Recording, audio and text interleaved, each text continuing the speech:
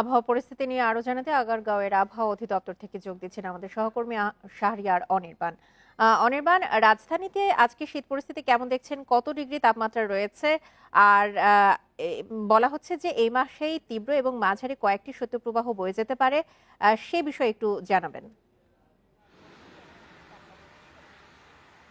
দেখুন, রাজধানীর তাপমাত্রা এখন যদি বলা যায় তাহলে 14 ডিগ্রি সেলসিয়াস রয়েছে। আমরা গতকালকেও ঠিক এই সময় আমরা দেখেছিলাম যে 14 ডিগ্রি সেলসিয়াস ছিল এবং দুপুর 12টা পর্যন্ত ছিল 14 ডিগ্রি সেলসিয়াস। কালকে থেকে আজকের যদি একটু পার্থক্য করা হয় তাহলে বুঝবো যে গতকালকে কুয়াশা ঝিরঝির করে বৃষ্টির মতো পড়েনি, কিন্তু আজকে সকাল থেকে পড়েছে এবং এখনো আমরা বিভিন্ন জায়গায় দেখছি যেখানে হয়তো কুয়াশা একটু জমাট বেঁধে আছে, সেখানে উপর থেকে বৃষ্টির মতো হালকা হালকা করে পড়ছে।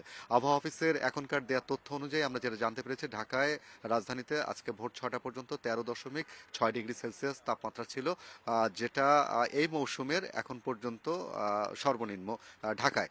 তো আর সারা বাংলাদেশে সর্বনিম্ন তাপমাত্রা ভোর 6টা পর্যন্ত সেটি হচ্ছে তেঁতুলিয়ায় রেকর্ড করা হয়েছে 8 ডিগ্রি সেলসিয়াস। তো বলা যায় যে জানুয়ারি মাসটা সাধারণত একেবারে সব থেকে শীতলতম মাস থাকে, তো যার কারণে এই মাসে কিন্তু 2 থেকে 3টি মৃদু এবং তীব্র শৈত্যপ্রবাহ বয়ে যায়। তার শুরুটা কিন্তু আমরা ঠিক এই মাসের শুরু থেকে আমরা দেখতে পেয়েছি। কুয়াশা, ঘন কুয়াশা এবং সেই সাথে হালকা মৃদু বাতাস রয়েছে, উত্তরীয় বাতাস, যার কারণে বেশ তীব্র অনুভূত হচ্ছে শীত। তো এই পরিস্থিতিটা আগামী 7 জানুয়ারি পর্যন্ত থাকবে বলে আমাদেরকে জানিয়েছে আবহাওয়া অফিস।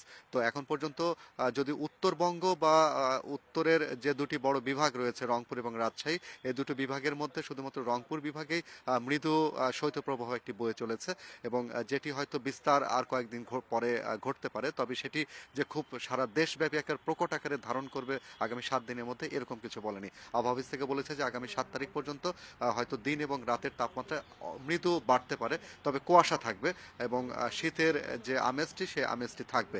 তবে 7 তারিখের পর আবার আবহাওয়া একটু স্বাভাবিক হলেও আবার 2-3 দিন পর কিন্তু আবার শৈত্যপ্রবাহ বা তীব্র একটি শৈত্যপ্রবাহ আসতে পারে। যদিও এই মাসে তিনটি নিম্নচাপ, দুঃখিত, তিনটি বঙ্গোপসাগরে তিনটি লঘুচাপ সৃষ্টি হওয়ার কথা রয়েছে, যার মধ্যে একটি নিম্নচাপ হওয়ার আশঙ্কা রয়েছে। যে আমরা সাধারণত জানি যে এই সময়টা ঘূর্ণিঝড়ের একটি প্রকোপ থাকে, তো সেদিক থেকে বলা যায় যে এই মাসটি পুরোটাই শীতের ভেতরে কিন্তু রাজধানীবাসী সহ সারা দেশকে কাটাতে হবে। এই ছিল আমার কাছে সর্বশেষ। আবহাওয়ার সবশেষ তথ্য নিয়ে জানাচ্ছিলেন আমাদের সহকর্মী শাহরিয়ার অনির্বাণ।